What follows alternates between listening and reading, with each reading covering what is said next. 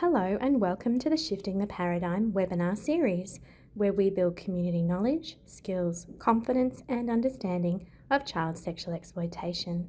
We hope that you find this webinar beneficial.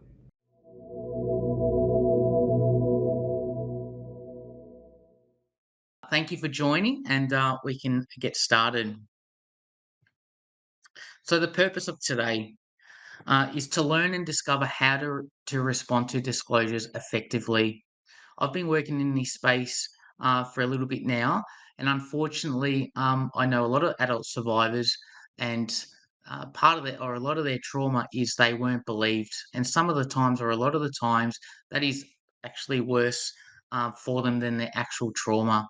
So the way we respond um, is really critical. So this might become a framework that I've created. This covers all kinds of disclosures, not just sexual abuse, but physical abuse, emotional neglect, and it could just be any kind of disclosure. Someone might be having trouble with the marriage.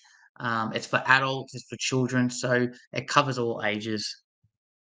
We're going to go through how to use a become a disclosure framework, which provides the steps you should follow. I've created this framework so it's easy to follow, easy to remember. I truly believe that less is more. There's lots of documents, great documents out there with lots of different information, but sometimes that can be really hard to follow. So my aim and my intention is that I've created this that it's really easy to follow and to remember. So I'm going to go through a bit of my personal journey and to give you a little bit of context, how it all started and how I'm here today. So childhood of friendship and connection, and that's me there. I love my footy, being a Melbourne boy growing up. I'm a big Hawthorn supporter, so really excited about this year, what that looks like for them, but love my footy. As a child, I love connecting with others. I made friends easily, and looking back, love to have a sense of belonging. I'm going to be talking about my biggest healer, which is that I was believed, but also you'll hear some through lines that connection and a sense of belonging have also been my two pillars to my healing. And I'll be sharing how we can all use those three pillars to help all of us. I played many sports and was connected to a variety of different communities. I was a happy go lucky child. So the security of family. So for most children or all children, that love and that connection and that sense of belonging with family is so important and critical for their development. So I love family events such as parties and Christmases. Being together with family was something that made me feel safe and protected. So I'm just going to ask a quick rhetorical question to the audience. You can have 5 or 10 minutes, not minutes, seconds of thinking time. What do you notice about these two photos?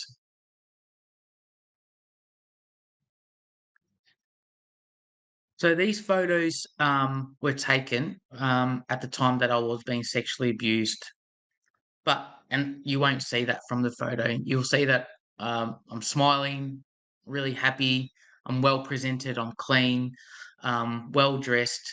So I guess the point I'm trying to get across is that abuse and trauma doesn't discriminate. It can happen to any child. It doesn't mean a child or an adult has to be part of a certain demographic. So it's really important to remember, especially with the audience that we have today. My understanding, we have a lot of frontline workers, teachers, people in the medical field. So it could be happening to any one of us. So the turning point. I had a stereotypical or normal upbringing until my childhood and innocence were stolen. So from the age of 6 to the age of 8, for 2 years on an ongoing basis, I was sexually abused. So my behaviors were changing and challenging. I was communicating my worst fears through behavior.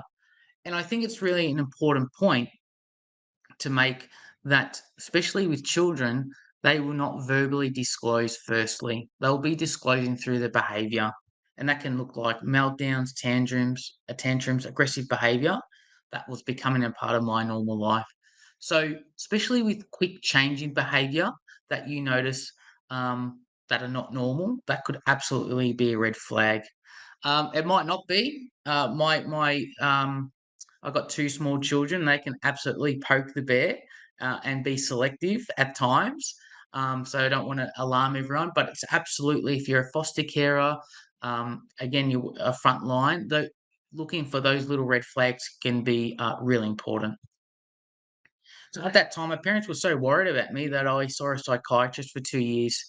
And I was still unable to disclose to a highly trained professional. And I still remember him, Dr. Barry. He reminded me of Santa Claus. He had a big white beard, and I saw him for a number of years. But again, it just proves to the point that you do not have to be a highly trained professional to manage disclosure. You just need to understand what the steps you need to take. And just as important, you need to be empathetic, understanding, and compassionate. So, where and how? Every Sunday, I would go to my grandparents' house where my abuser lived. This is where the abuse happened for 2 years. My abuser threatened acts of violence against my family and I if I disclosed what was happening. I was forced to watch pornographic material and engage in despicable acts. Now, I'm stating this not that for anyone to feel sorry for me whatsoever, because I'm in a really good place and it doesn't impact me. But it, unfortunately, today, this is what our children and adults are experiencing. So when you do get a disclosure, it's really important that you're taking care of that, and it says a lot about your character because it can take a number of years for someone to disclose some pretty horrific things, which we'll go into some statistics in a moment. So I tried to disclose my worst fears, but every time I tried, I would suffocate with fear. So I remember a few times trying to disclose to my older brother and my mum, but verbally I just could not get it out. And so one way I knew was through my behavior. And obviously, as adults, we assume that children can ask for help, but a statistic that 65% of children don't ask for help because they don't know how to. Again, we assume as adults that they will know. Even as adults, we find ourselves finding it hard to ask for help. So, children in particular need to be educated and informed on things like what it means to be safe or unsafe. What does it feel like? We're not going to go too much into that because we're focusing on the be calmer, but that's really important.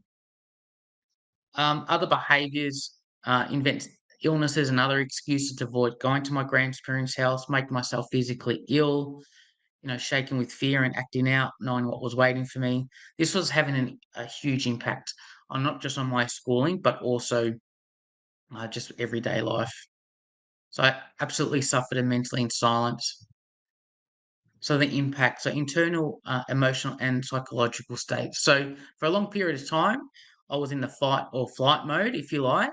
Um, and that can absolutely impact a child or even an adult's development as they're moving through stages of their life. And even today, I find myself sometimes in a fight or flight response, and that was um, as an educated adult now, I understand that is because that was my norm for a long time, and that's kind of followed me through adulthood. But we put things in place to be able to manage that. So extreme separation anxiety from my mum. I remember going to school and not wanting to separate for a long period of time, and that was certainly impacting my schooling. Insecurity leading to constant need for reassurance. Lots of intrusive thoughts, sleep disturbances, night terrors, nightmares. My mum used to tell me that I used to look back in the car because I would think they were following me for another opportunity. So really impacting my day to day life, and we've been through those behavioural challenges. So an absolute childhood and adult life impacted by trauma. So the day it stopped, I think my mum's on this call, so she won't like that I've shared this photo, but I think it's really important, to share that I truly believe my biggest healing factor was that when I disclosed to my mum, she believed me instantly. She didn't question me. Um, you know, was it joking? Was it just playing? She believed me. And I got that validation, not just verbally, but I could feel that she actually believed me. And that's another point I wanted to raise a bit later on, that people need to feel believed because that makes all the difference. And we'll go through how you can do that, not just verbally, but with your body language. This led to immediate intervention and support. I like to call this the positive ripple effect. So once that disclosure was managed in a way that was effective, I was able to get professional support through GP, psychologists, and authorities being involved. And this led to what I call, again, the ripple effect that from that, I was able to engage in sporting groups, and that's where the other two pillars come in, is in connection and a sense of belonging. I was able to create and maintain strong friendships, for 30 plus years, strong family bonds. And this is where I am today, able to find greater purpose and passion. It absolutely has been a game changer for me. Apart from having my family, my beautiful wife and children, that's my biggest purpose. But my day to day, this is be my biggest purpose. And I wouldn't be here today if that positive ripple effect didn't happen. But I'll state again, I wouldn't be here today or how I am today if my mum didn't believe me and responded appropriately. So just quickly, just broader challenges around disclosures. um, and what we have in the community, but family community attitudes to abuse. I think we're absolutely getting better at that, but we've still got a long way to go. I've shared about preventative measures in education. This needs to start at a really early age, and I'm doing a lot of work in this space. So, if that is something that you're interested in, please get in touch. And again, the lack of understanding around how we respond to a disclosure can either start the healing process right away or may prolong it, which we'll touch on a little bit more. So, some statistics, so 24% had told an adult family member or friend, or 14% had told a professional. So, just some context there. It was more common for girls to disclose than boys. So 24 years is the average time needed for someone to disclose their abuse. That is a huge amount of time to have a burden on someone. And you can see why the statistics show and evidence shows that the younger someone is abused, the more mental health challenges and issues they're going to have into adulthood. And this plays a big part that it takes such a long time to disclose. And there's a number of reasons for that, which we'll get to. 57% said they did not disclose about the abuse until they were an adult, and that coincides with that last statistic. So, some barriers to disclosure. The fear of consequence of the disclosure, so such as not being believed, is one of the biggest ones. All kinds of different emotions, such as shame, embarrassment, and guilt. Not having the opportunity to tell or how to ask for help, and concern for safety, and the personal feelings towards the abuser. And just some disclosure outcomes just before we get into the Be Calmer framework. So, in particular, with child sexual abuse, showed that early disclosure within 1 year of the sexual abuse was a protective factor against mental distress, and evidence suggests that early disclosure is associated with improved long term mental health. I absolutely believe I fall in that bracket. Although it took me 2 years, I was able to get early professional and family help, and that's really helped me where I am today. So, really important to be setting those preconditions to allow people to feel permission to disclose. And positive experiences of disclosure were associated with feelings of being listened to, of being safe, believed, and not judged. So hopefully that builds a little bit of context. We'll get into the Be Calmer framework now. Um, and the first one is believe and validate. So, absolutely critical that we are believing a disclosure. So, this is vital for any disclosure that the person disclosing is believed and feels validated. As I've shared, um, how you manage a disclosure can be the difference between starting someone's healing process or really adding to their trauma. So, not to put any pressure on people, but it's really important, and this is really important that you're here and understanding on how to manage that. Believing someone can help mitigate negative effects and contribute to their pathway to healing, as I've touched on. Strong evidence shows that when the person feels believed and validated, this can start the process of the ripple effect. So, I've spoken about the positive ripple effect, but there's also a negative ripple effect. And as I shared, I know lots of adult survivors, I know lots of keynote speakers that to this day they are not believed through family agencies and organizations. And this has had a huge compound effect over the years. So, again, where the barriers as adults listening to a disclosure, where the barriers to ensure that we knock down those barriers and that we are believing. Strong evidence shows that disbelief or any skepticism can have detrimental effects on mental health, potentially increasing feelings of isolation, shame, and anxiety. So we're going to go through um, how not to do that in a moment.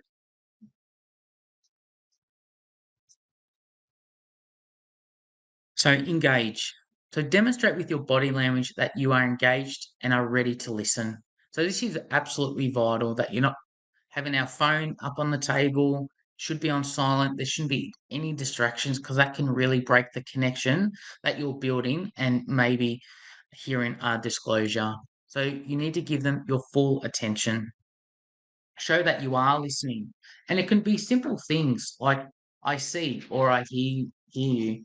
And you might think that that's really simple, but those little things can mean they can be really big things, especially when someone's so anxious and stressed about what they're about to share with you. So, your body language, tone of voice, and facial expressions should reflect your calmness. So, you might sound really calm, but if you're fidgeting, you're moving, you just look and the person's feeling that you're uncomfortable, that can really have a huge effect because in especially with a child, they might think that's the norm for people to respond that way, and they may never disclose ever again. So really important that everything about you is calm. You might be like a swan paddling really fast under the water that no one can see, but just floating along um, and listening. So your interaction can encourage people to share more openly with others in the future, promoting a culture of transparency and support. And that's exactly what we're wanting for people if professional support is needed. Being present and attentive during a disclosure is essential for fostering trust, connection, and understanding. So calm. Again, this is one of the most important aspects during a disclosure is that you do stay calm. A calm demeanor helps the disclosing person feel safe and secure, encouraging them to share openly without fear of judgment or backlash. Your calmness can help ease the tension, making it easier to express their thoughts and feelings. So remember, when someone is disclosing, especially if it's trauma or some sort of abuse, they're in a heightened state already. So they're really anxious. I remember I was very anxious and had this huge burden on my shoulders. So your calmness, your role modeling of that goes a huge way in making people and children in particular feel really comfortable to be able to disclose. Because in the moment, they need to feel safe. So remaining calm signals psychological safety. This can create a supportive space. And psychological safety is a bit of a buzzword in the last few years, but for really good reason. We all know what it feels like to be physically safe, but you can't put a dollar amount on what it means or what it feels like to be psychological safe. I know for me, again, I was hugely anxious at that particular time, and the space that I was given in my home environment that gave me the preconditions to be able to disclose. So, what I mean by the preconditions, I like to use an analogy. If a baby's not sleeping, you're looking at the precondition. So before the baby even sleeps in their room, you're looking at, is it dark enough? Is there white noise if it's appropriate? There's not too much outside noise. It's the right temperature. So you've got all of those things right and put in place to give the baby the best chance to be able to sleep. This is no different to setting up the preconditions for someone to feel like they have permission to be able to disclose. So if there's foster parents out there, having a really good think about your preconditions that you're setting up at your home, not just for disclosures, but also it might be behaviors of concern. So I do another module called Be Aware, very much like this, and it just goes through the how to set up the preconditions um, for people that you may feel like they've gone through abuse or trauma. So that's really important. Your calmness can help ease the tension in the situation, making it easier for the other person to express their thoughts and feelings, which can reduce their anxiety, which we've spoken about. Being calm can be the difference between someone opening up or never wanting to speak about it again. So acknowledge. Acknowledge their emotions without judgment. You may say, that sounds really challenging, or I can understand why you'd feel that way. And there's lots of other things that you can say, but as long as it's not judgmental, like, "Oh, how come you didn't stop it earlier?" Or, "How come you didn't tell me earlier?" That could put a lot of damage and a lot of pressure on not just children, but adults, and that guilt and shame can really kick in, and that can just lead to, more another spiral. So we wanna stay away from that. So really important that we're acknowledging their feelings and their emotions. Feeling acknowledged promotes a feeling of safety and protection, which provides the person disclosing empowerment. So I think empowerment is really undervalued when it comes to children or adults disclosing, especially when it comes to abuse or trauma. For a long period of time, I didn't have any power for the reasons that I have shared earlier. So when you are listening, you're acknowledging and believing, you're giving that power back. And you can enhance that power by promoting and role modeling that you can talk and provide support, and that there's an additional support um, around if that's what's needed.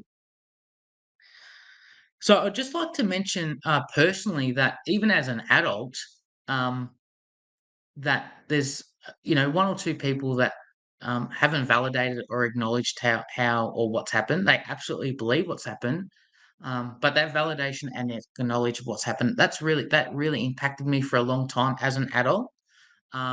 So something that I had to manage, and in a really good place with that now. But just want people to know that it can really have a big impact if you're showing that you're not validating what's happened, and not saying things like, "Oh, that happened a long time ago. You should be over it." So, because for people with trauma and gone through abuse, triggers can come and go.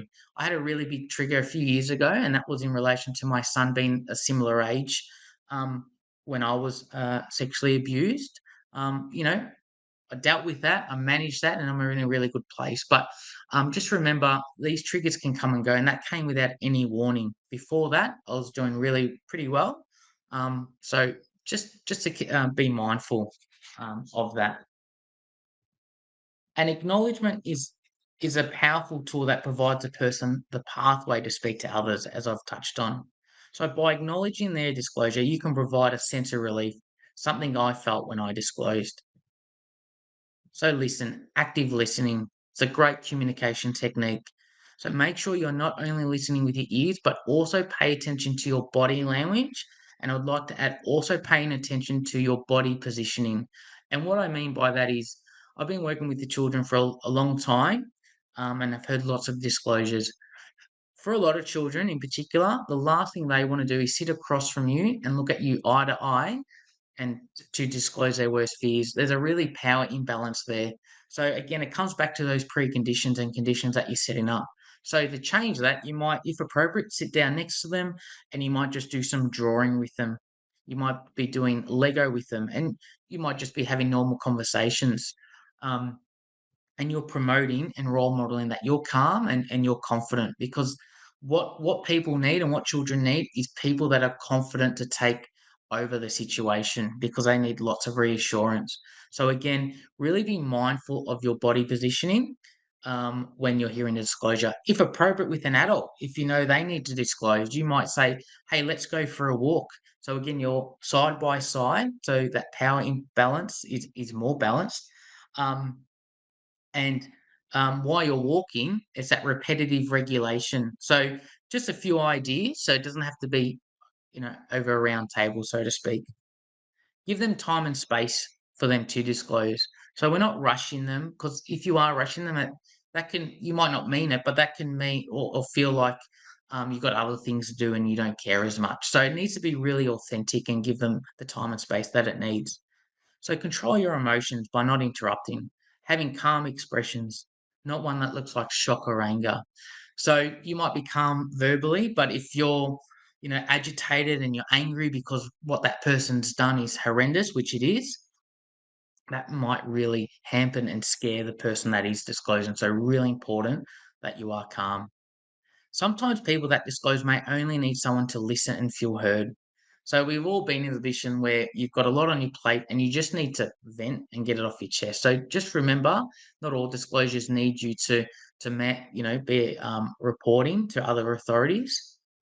That's important to know. During my disclosure, I was listened to. I was not interrupted at any stage. There was no anger or shock. This made me feel safe and protected.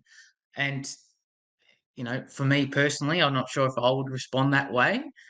So kudos to my mum, how she responded, and again, it's a big thank you to her that the way I am today, because again, if it was done differently, I might not be able to be doing this training. So maintain self care, especially if you're doing this day in day out, um, or you're a foster carer. It can absolutely burn you out over a long period of time. So disclosure can be difficult to hear. So take care of yourself, check in with someone who will listen to you. This needs to be done with intention, purpose, and consistency. Self care, again, it's been a big buzzword for maybe the last 5 or 10 years, but for good reason. So you really need to do whatever your self care might be walking, weights, running, but it just needs to be done with consistency. And also check in. And this is where your connections and sense of belonging can really help you. It can be helpful to make time to reflect and process what you have heard. This allows you to be prepared should this occur again. Predictability provides confidence and persistence. So, what I mean by predictability, it doesn't mean two disclosures are the same, but the way you respond. So, for example, this Be Calmer approach and framework hopefully gives you some predictability that you know what steps that you need to take. Self care includes having a clear debrief process, ensuring there is a record of what you heard and steps taken. This is really important. Now, if you're doing this day in, day out, understandably, you can't have a debrief after every disclosure or after every incident, but really important that you can debrief with someone, whether you work for an organization, you might have a process. And if you don't, that's something that I can certainly support with, because it's really important that we all want to get better in lots of different areas of our life. But if you're doing this a lot of the time, you're a foster carer, and you're dealing with behaviors of concern, that a debrief after an escalation can really be helpful, and seeing what the antecedent was, and the way you responded. So, but in regards to disclosures, um, it's really important to be able to debrief at different times. And I certainly have a process. If that's something that you're interested in, please get in touch. So maintaining self care should focus on engaging with your connections, which can give a sense of belonging, and this provides a protective factor for your mental health and well-being. So extend support. Acknowledge the courage it took the person for disclosing, and if appropriate, offer to check in with them. As you saw with the statistic, it can take 24 years for someone to disclose. So it takes a tremendous amount of courage to be able to do that. So acknowledging that is really important. At times, there may be no need for a professional to be involved. You may just need to be compassionate, empathetic, and caring, that we've touched on.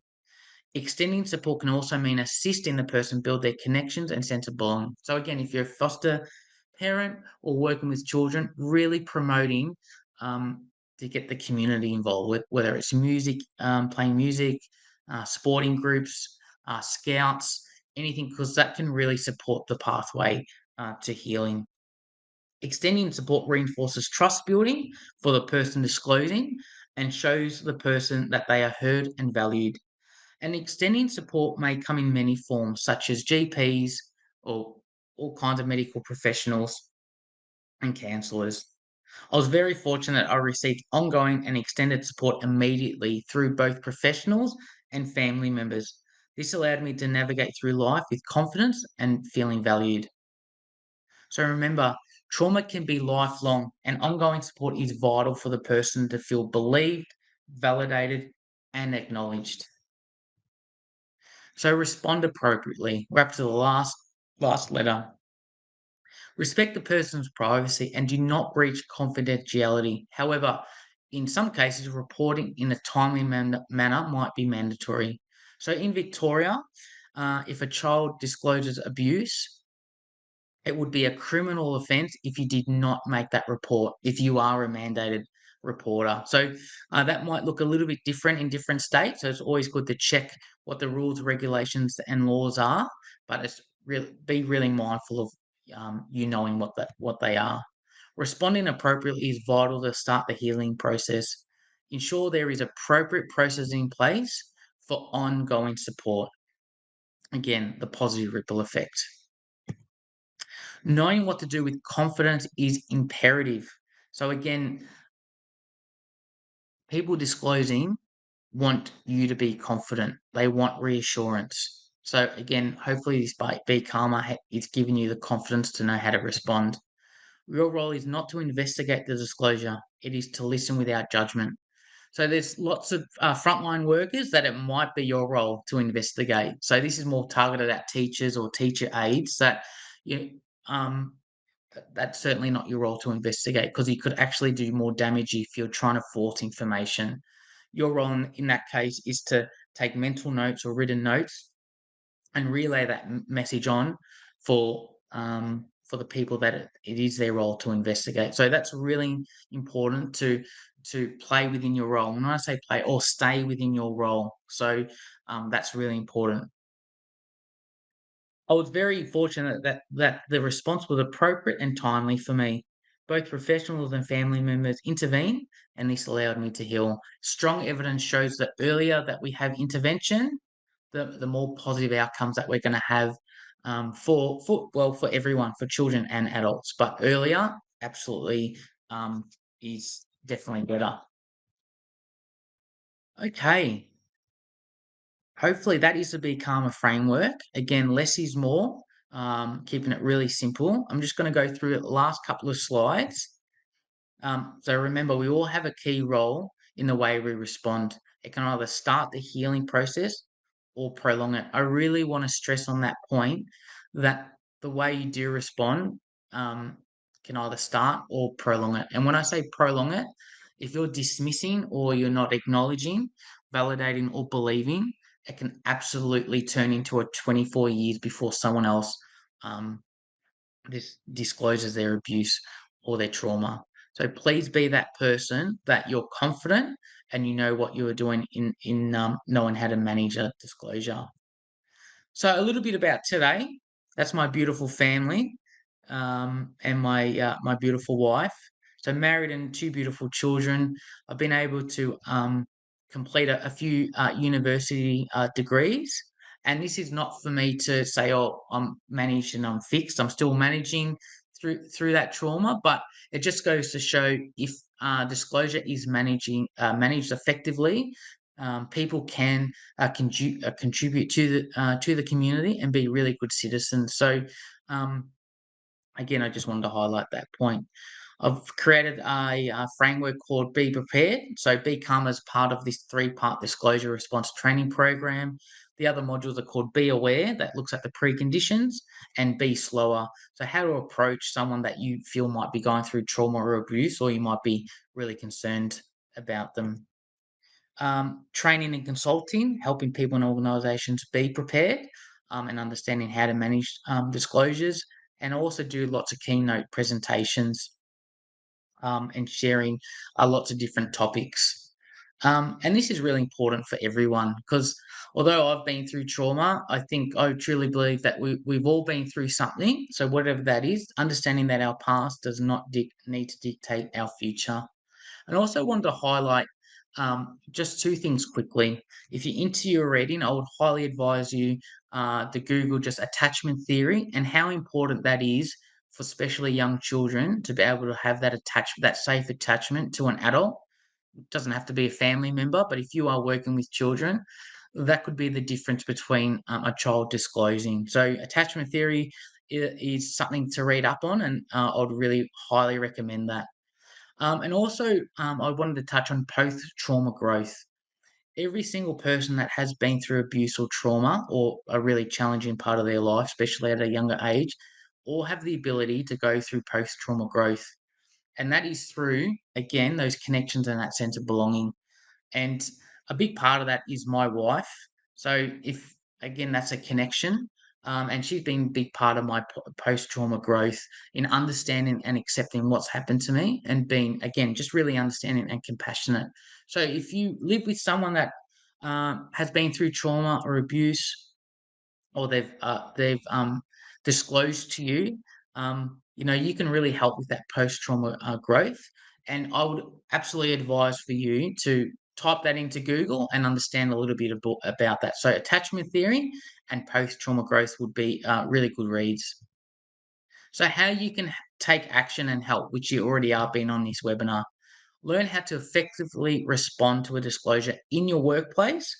Um, I should have added in your house because sometimes there's disclosures in houses, but unfortunately, for lots of children and adults, the house is not a safe place. And that is why lots of workplaces, schools, and other different community places are getting trained because we're finding lots of disclosures are happening in the workplace.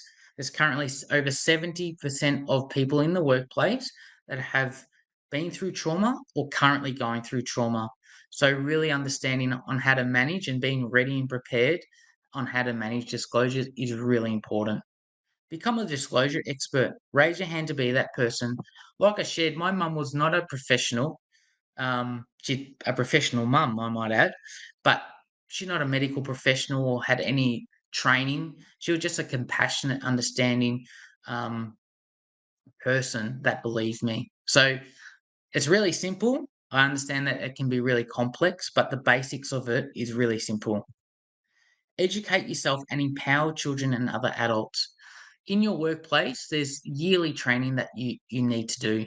I would highly recommend, whether it's a Be Calmer framework or any other training around this, that you might know a lot of these things, but it's really good to reinforce and remind you because, there's lots of people in lots of different fields that may get complacent. So it's really important that you keep updating and training yourself. So this is just wanted to say a big thank you. This is a thank you gift. So that gift is I have a Become a cheat sheet. It's just on the one page. Like I said, less is more. Something to easy follow that you can just have in your pocket or up around your offices or at your home. And if you'd like a cheat sheet, please email me at john@johncardamone.com.au. I don't provide this cheat sheet. I used to have it up on my website. I don't provide that, but absolutely wanted to give a little present for taking your time to join this webinar. So get in touch via that email, and I'd be happy to send that cheat sheet across. Just be mindful; it might take me a week or so to get back to you because there might be lots of people. Hopefully, there's lots of people that are interested in that. But I'll absolutely get back to every each and one of you. So let's connect. That's a QR code that goes straight to my website. So www.johncardamone.com.au. I have lots of other different resources, and you can see some of the work that I have been doing and what I'm currently doing now. I've created some body safe cards for parents and educators.